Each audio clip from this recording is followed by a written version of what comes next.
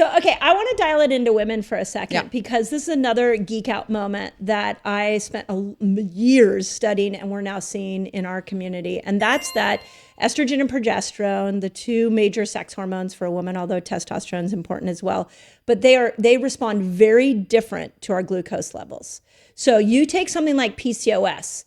PCOS can lead to infertility. We're just going to put it in that category. It also can cause testosterone to go high. But one of the challenges in PCOS is insulin resistance. Yeah.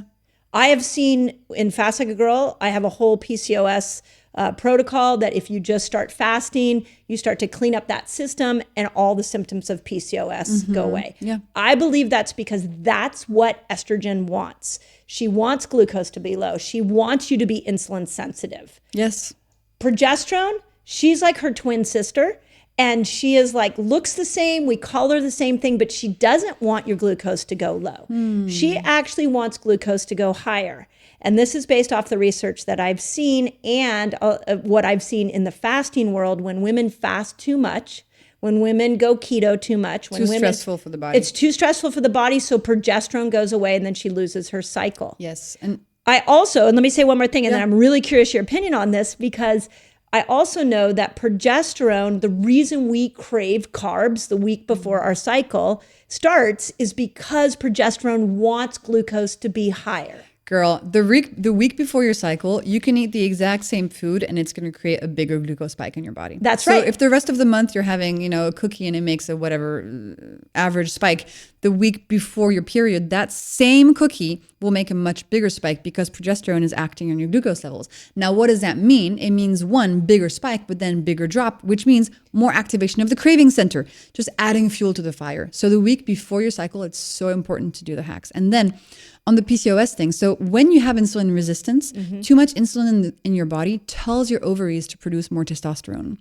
And PCOS is a condition of having this imbalance in your hormones and having way too much testosterone in a female body, you know?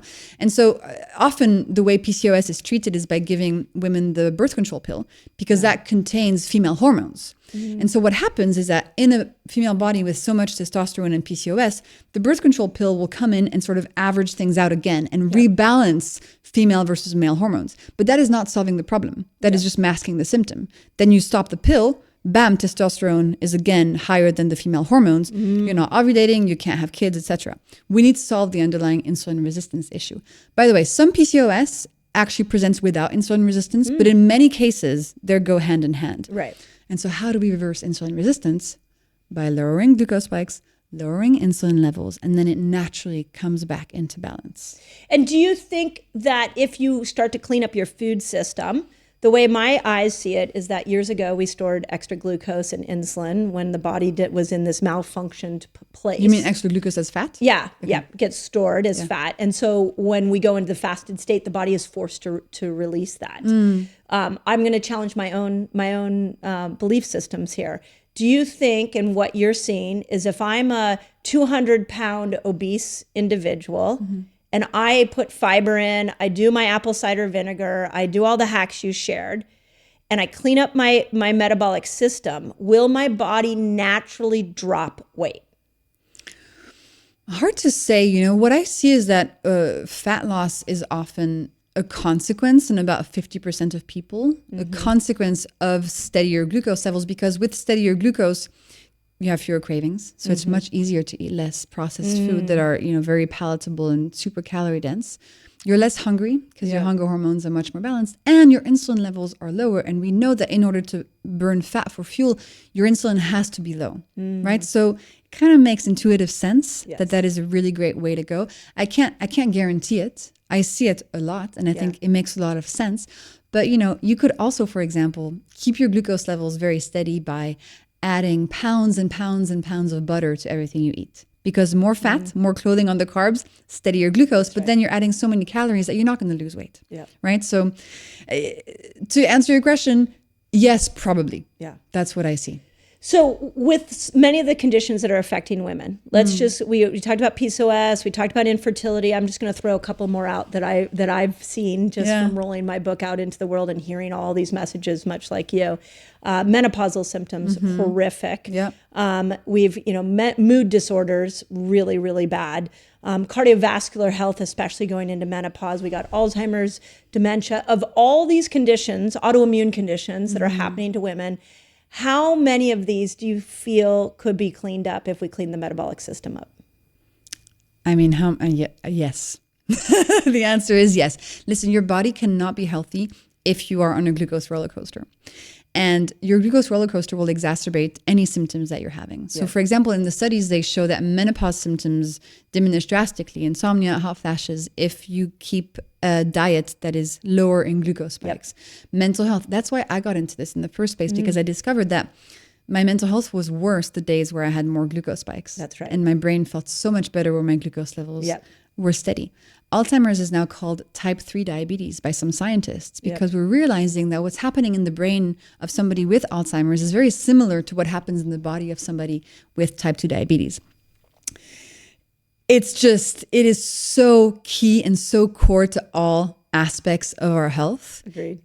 It's not the only thing, but you need to have steady glucose levels as the foundation of your health. You cannot build a house of a healthy brain, healthy body, healthy life if your glucose levels are all over the place. It is just impossible. It impacts your hormones. It impacts your skin. It makes you age faster. Every single one of your organs becomes inflamed. Your mitochondria are all messed up. You don't have any energy. You're hungry all the time. You can't leave the house without a snack. You're craving sugar 5 times a day. You don't sleep well. I mean, the list goes on and on and on and on, because every cell, every part of your body burns glucose for energy, is sensitive to your glucose levels. So obviously, it's like if you're chronically dehydrated. Yeah. Like everything is going to suffer, right? Well, if your glucose levels are all over the place, everything is going to suffer. So what I like to tell people is, if you could feel better than you currently do, then try to steady your glucose levels and see what happens. That is the request. Yes. It's easy. It's free. You're just adding stuff into your life. It's common sense plus scientific evidence to support it. Just try 2 days. Yeah. You'll see. And see what happens, right? Exactly. Because you'll see your moods change. Exactly. That was exactly. smart. One of my favorite phrases is, you don't need motivation, you need momentum. Oh. And once you get momentum, then the motivation becomes effortless. What do you mean by momentum? You've got to see that the diet is working for you. So think about how many people have gone on calorie restriction diets, and within the first week, their motivation is high because they're like, I want to lose weight. But after a week, maybe 2 weeks, they're like, this is getting hard. This is getting harder. And if they don't see the result right away, then they're out. It's like why people in the new year at 2 weeks in are done. Yeah. So, but once you have momentum, like what you just said, 2 days of trying the hacks you just said, now you're like, whoa. Oh my God, my moods are better. Like my clothes are a little bit lighter in 2 days. Yeah. And it's not even hard anymore. No. You don't even need motivation. No. You're like, no, tell me. That's the thing. That's where they're like, hey, Jessie, Mindy, what else should we do? Exactly. And that happens so fast because of just knowing how your chemistry works. Yeah. And that's where I get irate, because I'm like, well, we just need to let people understand how they physiologically were designed. Yes. Once you get this, then it becomes really fun and it becomes effortless to follow through. Totally. So that's what's brilliant about that.